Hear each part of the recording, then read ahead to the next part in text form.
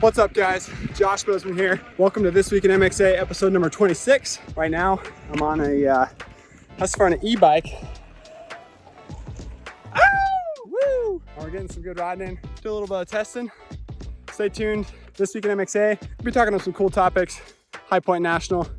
Check it out. All right, guys, we're back in the MXA studios working on episode 26 presented by O'Neill Racing. In this video, we're going to talk about that Husqvarna e-bike that I was riding and touch on the High Point National. We're going to hear from Tomac and Jalek Swoll, and I interview Kailub Russell and Dilan Schwartz after the race as well. So let's get into it. Starting things off, it was awesome to see Dylan Ferrandis and Ken Roczen battling throughout both motos. At Thunder Valley, Ken Roczen went 1-1 and Dylan went 2-2. This time, they swapped. Dylan Ferrandis went 2-2 for first overall, and Ken Roczen went 3-3 for fourth overall, with Tomac and Adam Cianciarulo each getting moto wins and sneaking onto the podium. Now, after round 3, Dylan Ferrandis has the red plate again, and he has a 3-point lead over Ken Roczen, while Aaron Plessinger is third in the standings, and he's 30 points off of Ferrandis. It was awesome to see Tomac come alive after having 5 kind of subpar motos to start off the season. Eli was a whole new guy in that second moto. Everybody's going fast right now, but when Eli wicked it up, you could tell he was on another level. As a fellow rider, I feel for Tomac because I know it's got to be frustrating for him whenever he has these tough races. He talked about his race and the track at High Point in the post-race press conference here.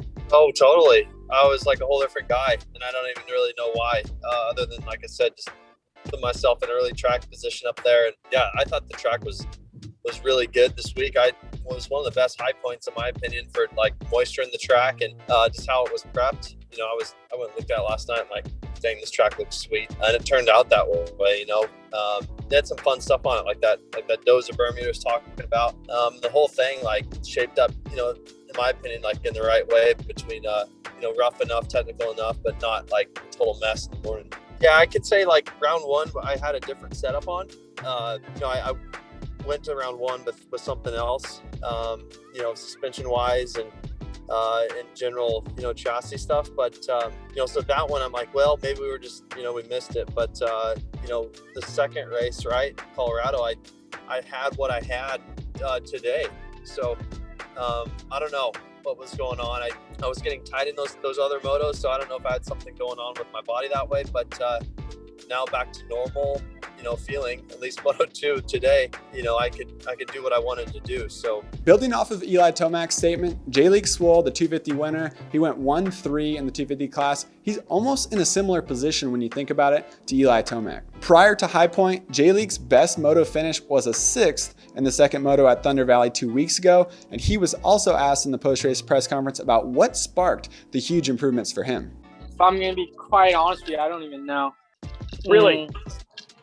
Yeah, I don't know. I think today I just felt a lot better and meshed a lot better with the track, to be honest with you. I never really felt comfortable on outdoor tracks and stuff like that, especially these pro nationals. They're a lot different from, you know, what we were racing on in amateurs. So, yeah, I don't know. I think today I just felt a little bit more at home and, yeah, everything clicked.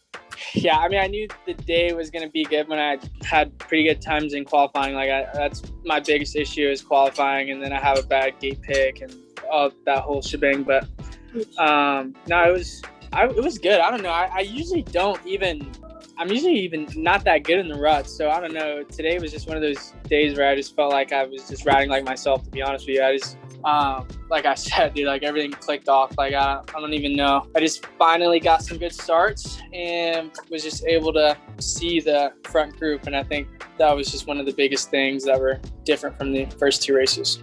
Like I've been saying all year, I've just been really focusing on just having fun and like letting the results come. And then like, I don't know. I mean, I honestly wasn't too high on the win. Like I was obviously pumped, you know, for first win and all that kind of stuff. But I know, you know, if my teammate didn't have the issue that he had, that I would have got second. So I wasn't like too stoked. Like I feel like I have the ability to go out and win a moto straight up. So I'll like celebrate that one a lot more than I did the one today. It's kind of funny that both Jalek, Swoll and Eli Tomac didn't really give us any real answers as to what changed from them from the last weekend's race to this weekend. I truly believe that they don't know what happened in between the races, and they don't know what made them jump to the next level. When you listen to interviews from top athletes in practically every sport after a monumental performance, they almost always say that it felt easy for them, and sometimes they even reference the term flow state, which usually happens when you worry less and almost tune out and simply just execute the task at hand. One of the major keys to getting into the flow state is to be more relaxed, and we hear it over and over in many interviews with top pro riders, where the guys are just saying that they're going out there and they're just trying to have fun. Coming back around, both Eli Tomac and Jalek Swoll were way off the pace, and we weren't really expecting them to win races after their performances of the first 2 rounds. Both of them found themselves up front and took off. Eli Tomac, obviously he had a slow first moto, but picked it up immensely in that second moto and pulled away. So really cool to see. Overall, I'm stoked for Eli Tomac that we were able to witness that speed again, and hopefully we'll see him up front more at the Redbud National. Also, we have to continue to give a major shout out to Jalek Swoll. He's been with Husqvarna for 6 years, counting his time as an amateur, and now he's delivered them a win at the pro ranks in only his 2nd season as a pro. It was super impressive. Next up, I want to talk about the track conditions at High Point. Again, just like they did at Thunder Valley, they prepped it for rain, preparing for the worst, and it turned out to be an awesome track. So Thunder Valley and High Point, they didn't rip it as deep, and both races produced great battles and great racing. At High Point, the track is super wide, but as we saw in all 4 motos, riders were going from the inside to the outside on the technical off-camber jumps, the steep downhills, and they were still making passes from no matter where they were coming from. So, and it kind of goes back to that same topic that we always debate on. Should they rip the track super deep to make them insanely rough, or should they not rip them as deep and kind of offer more lines, more room for riders to change back and forth from inside to outside? I think this weekend was another positive vote towards the ripping it less tactics. High Point National is an extremely gnarly and steep track. The hills are a lot steeper than they look on TV. The track is technical, and it made for an awesome race at round 3. Next topic, the Rockstar Husqvarna team took multiple big hits to their 450 program. Super bummer to see Zach Osborne, last year's 450 national champion, out of the series after his back injury flared up from Supercross. Then Jason Anderson, obviously we know that he's out. He got hurt before Thunder Valley. He broke his hand when his chain broke during a practice crash. Now that's 2 broken chains coming from the Rockstar Husky team, as RJ Hampshire's chain broke in the first 250 moto while he was leading High Point. So that's 2 broken chains for the Husky boys. I hope we never see a broken chain ever again in this sport. It's one of my biggest fears is breaking a chain while going over a jump at some point. So huge bummer to see that for RJ Hampshire, who was riding really well. Next, Dean Wilson, another 3rd hit to the Rockstar Husqvarna 450 team. He has the Epstein-Barr virus, and that is a huge bummer. We know that comes from overworking and overexerting yourself. I heard through a little birdie that Mitchell Harrison might be getting a fill-in ride with the Rockstar Husqvarna team. He rode for them back in 2018, so hopefully it works out. We might see him at his home race at Redbud and throughout the rest of the series. I also got to talk to Kailub Russell this morning, 8-time GNCC champion. He's made his jump into the motocross scene. He had a brutal preseason injury where he broke his jaw. He missed the first 2 rounds, but jumped in at High Point. Let's catch up with him. I've been trying to do it for a while, as far as just, do a couple every year, but it just, I got humbled pretty fast when I first started trying to do them, or do a couple. Yeah, it's a lot easier watching it on TV and be like, I think I can do that or whatever. Then you get out there and it's like, it's a whole different ball game. But I got humbled pretty fast when I first tried, but I just kept chipping away at it, and it took a lot to get me on a factory bike on the motocross side anyways. I'm not a guy that's going to go out and be battling for wins unless it's muddy as hell. So my off-road career has afforded me the opportunity to do this and made my name relevant enough to where KTM said, would ride off on it to do this. So past this point, my racing career is probably finished after this year. This is my last year racing as a professional racer. So I'm just trying to soak it all up and have a good time. That's what I want to do. My off-road career is done and over with right now. And like I said, I don't want to look back and be like, man, I could have had an opportunity to do it. I never took my shot. So that's what I'm doing. I'm taking my shot. I'm shooting it, get up there and try to get more competitive or whatever, but I'm being realistic about it.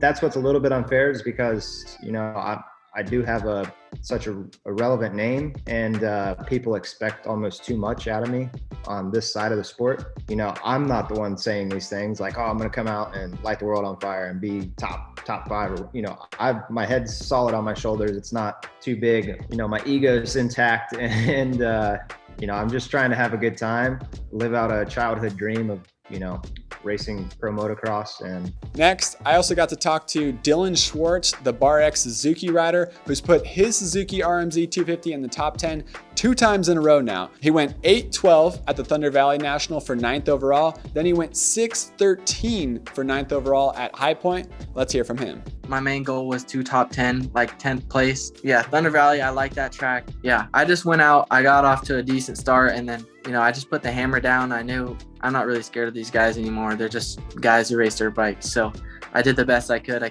went 8-12. I knew I could build off that. My goal this weekend was to top 10 both motos, which I did. First moto, I got that 6th, which I was really happy with. And I couldn't really believe it while I was racing. I was like, man, I'm really going to get 6th place right now. Yeah, that was cool. And then second moto, unfortunately, I crashed in the second turn. I had a great start. I was up there in the top 10, ended up colliding with another rider in the second turn and just tipped over. But I was just riding a little bit over my head, ended up tipping over a few more times. But I'm really happy with my riding, really happy to come away with another top 10 overall. From here on out, we can start aiming for top 10s both motos, and then kind of seeing the overall results improve. Obviously, I'm at a disadvantage. You know, everyone knows it, but that's really all I had leaving amateurs, and, you know, this is what I want to do, so I might as well just make the best of it. And I just give it all I got, and I just ask for the best for the team, and they do the best they can for me. So it is a little tough. I know sometimes on the start you see my mechanics starting my bike, but sometimes I struggle. It's not the worst. Obviously it works. I can get in the top 10, and I still feel like I can improve. So last week I got a super cool opportunity to join the Husqvarna guys and ride their new electric mountain bike out at Vail Ranch. It was super fun. My very first experience on one. It was super impressive. They're gonna have 46 dealers across the country, 60 total including Canada, and they're actually gonna be sold at Husqvarna motorcycle dealers as well. So you'll see a Husqvarna motorcycle, you see a 450 on one side of the room, then look to the other side of the showroom, you'll see a Husqvarna mountain bike. It's a pretty cool experience. Let's dive into it. Nice. But what we're really here to talk about is, my name's Andy Jefferson. I'm the Husqvarna media manager, or for the group, I am the Husqvarna KTM Gas media manager. That's what we're here to do today, is introduce these new bikes into the country. Yep. This will be the first time that Husqvarna has Husqvarna Bicycles, which is its own company, completely different, separated from everything else that we do. But the Husqvarna bicycle brand is live today. Brandon really is our first employee, our full-time employee for bicycles. So it's pretty awesome. I've been in the bike industry for a few years now, and like to combine, you know, my two passions into one is pretty amazing. I get, you know, some pretty cool say into what goes into the bikes and the spec and everything for the US, so it's pretty amazing. I did grow up, I raced, you know, mountain bikes in high school. I actually moved out to Salt Lake City about 9 years ago and started racing enduro and downhill. E-bike is just another tool in the bag. You can use it to train, you can take your 10-mile ride after work, turn it into 20. You know, your average shuttle trail that you're going to do with a truck, you can just ride by yourself, zip up with your friends. It's a great tool. It's super fun to ride. They're stable. It's awesome. We wanted to give, you know, people a nice spec bike that, you know, they're comfortable with the suspension and the components on it. It has a Shimano EP8 motor with 85 newton meters of torque, so it's definitely up there in the range of all the other motors with torque. And then we have a 630 watt battery, so plenty of battery life. Weight on the bikes, depending on size, between, you know, 50 and 55 pounds.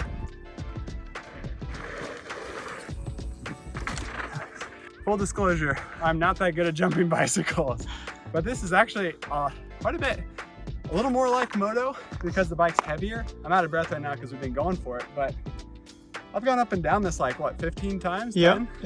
And I'm able to do that. I would be smoked if I was doing that without the electric assist. So overall, super fun. That was sweet today. Today was my first day testing an e-bike. First day, Husqvarna got us out here to try out their new e-bikes. Super fun. Good excuse for me to actually try one on a trail we rode. Like, I think the first loop was around 8 miles, the second loop was about 11 miles. So lots of cool riding, a lot of fun. And I hit bigger jumps than I would hit if I wasn't on this bike. So that's pretty cool. And now I got sweat all in my eyes, but overall, good day.